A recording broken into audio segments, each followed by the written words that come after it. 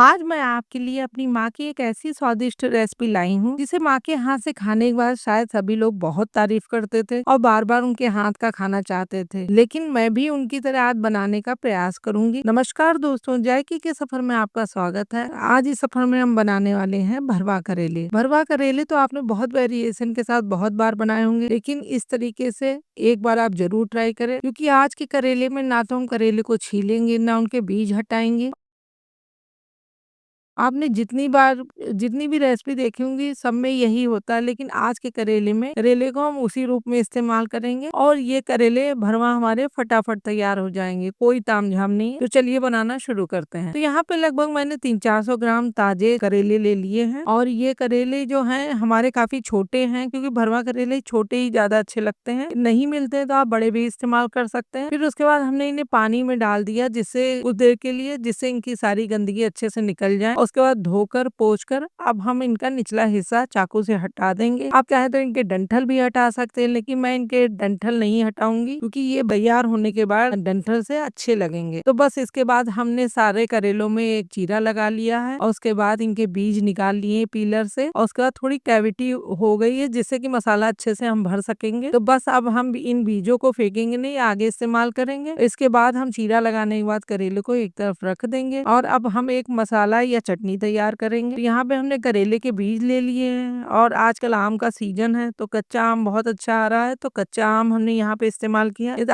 आम का सीजन नहीं है तो आप अमचूर पाउडर या इसकी जगह पर नींबू वगैरह भी इस्तेमाल कर सकते हैं। तो यहाँ पे हमने ताजा कच्चा आम 2 ले लिए हैं, लहसुन की कलियां कुछ ले ली, हरी मिर्च ले ली, हरी धनिया ले ली है और 2 प्याज इस्तेमाल किए हैं। तो इन्हें हम बाद में पीसेंगे। पहले हमने फ्लेम ऑन करके एक पैन चढ़ा दिया है और पैन में हमने साबुत धनिया डाल दी है, सौंफ डाल दी है। सौंफ भरवा कोई भी सब्जी हो उसका स्वाद बहुत बढ़ाती है। और इसके साथ ही हमने यहाँ पे राई डाली है, 3-4 लाल मिर्च साबुत डाल दी है, थोड़ा जीरा डाला है और थोड़ी सी अजवाइन और मेथी डाली है और इन सबको धीमी आंच में चलाते हुए अच्छे से भून लेंगे जब तक कि अच्छी सी खुशबू ना आने लगे। फिर उसके बाद इन्हें ठंडा करके हम एक मिक्सर जार में ट्रांसफर कर लेंगे और यहीं पे हम थोड़ी सी हींग डालेंगे और हींग डालकर इसका एक ड्राई पाउडर तैयार कर लेंगे। इधर हमने दूसरा एक और जार ले लिया है मिक्सी का और उसमें हम अपना जो मसाला या चटनी तैयार करनी है उसका सामान डाल देंगे, जैसे कि प्याज, कच्चा आम, हरी मिर्च, हरी धनिया, लहसुन और करेले के बीज। और इसके साथ ही हमने इसमें नमक भी डाल दिया है और इसका पीस कर एक पेस्ट तैयार करेंगे, लेकिन हम पानी का बिल्कुल इस्तेमाल नहीं करेंगे। यदि आपका नहीं पीस रहा तो आप 1-2 चम्मच इस्तेमाल कर सकते हैं। तो बस ये देखिए हमारा ड्राई वाला रोस्ट पाउडर भी तैयार है और ये चटनी या मसाला भी तैयार है। तो बस अब हम अपने मसाले को एक बाउल में निकाल लेंगे और यहीं पे हम थोड़े बेसिक मसाले डालेंगे, जैसे कि हल्दी, धनिया, लाल मिर्च और जो रोस्ट किया हुआ मसाला उसे भी यहीं पे डाल देंगे। देखिए हल्दी थोड़ी कम लग रही थी तो मैंने और डाल दी है। इसके साथ ही स्वाद के अनुसार नमक डाल देंगे, थोड़ी सी कलौंजी डाल देंगे और सबसे लास्ट में हम थोड़ा सा गुड़ का पाउडर डालेंगे, या गुड़ डाल दीजिए आपके पास ना हो पाउडर, या चीनी भी डाल सकते हैं, या आपको कुछ नहीं डालना तो आप स्किप भी कर सकते हैं। और यहीं पे हम अपने मसाले को एक बार अच्छे से टेस्ट कर लेंगे कि स्वाद परफेक्ट है कि नहीं। ये कुछ कमी है तो आप इसमें डाल सकते हैं, लेकिन हम इसे खट्टा भी थोड़ा ज्यादा रखेंगे, तीखा भी रखेंगे, थोड़ा नमक भी ज्यादा हल्का सा रखेंगे। इसके बाद जो हमने करेले चीर के रखे थे उन सबको हम भर लेंगे अच्छे से, इसीलिए मसाला हमारा ज्यादा गीला नहीं होना चाहिए। और इस तरीके से भर के हमने सारे करेले तैयार कर लिए हैं। अब यहाँ पे हम एक कुकर ले लेंगे और अपने सारे करेले हम उसमें ट्रांसफर कर लेंगे। उसके बाद जो मसाला हमारा बच गया, तो बस ये मसाला बहुत काम का है, इसे हम थोड़ा पानी डालकर लगभग आधा कप या थोड़ा ज्यादा उसे और करेलों के ऊपर डाल देंगे। उसके बाद ढक्कन लगा के मीडियम फ्लेम पे 2 से 3 सीटी लगाकर प्रेशर कुक कर लेंगे